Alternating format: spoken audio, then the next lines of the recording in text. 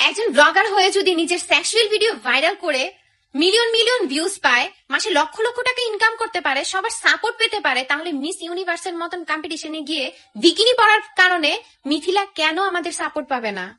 আমরা সবাই আমাদের দেশকে অনেক বেশি ভালোবাসি, এর জন্য আমরা মিথিলাকে ভোট না দেই, আমাদের নিজের দেশকে উইন করার জন্য মিথিলাকে ভোট করি।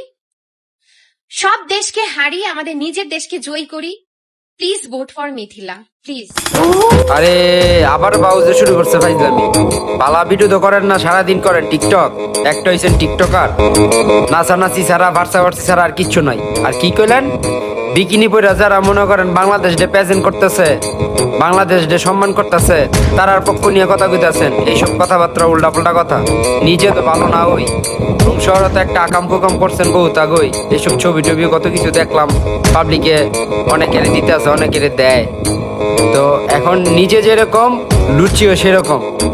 একটা কোরআনে হাফেজ আলেম যদি বাংলাদেশকে প্রেজেন্ট করে, ওইটা নিয়ে তো একটা ভিডিও বানাইতে দেখি না।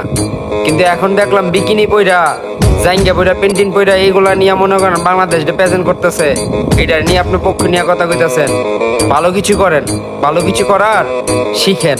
উল্টাপাল্টা কথা বইলা আর দ্বিতীয়বার কারো কাছে রুস্টার চিন্তা ভাবনা করেন না।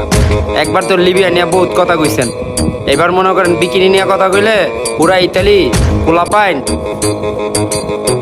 টপ দিয়ে দিব।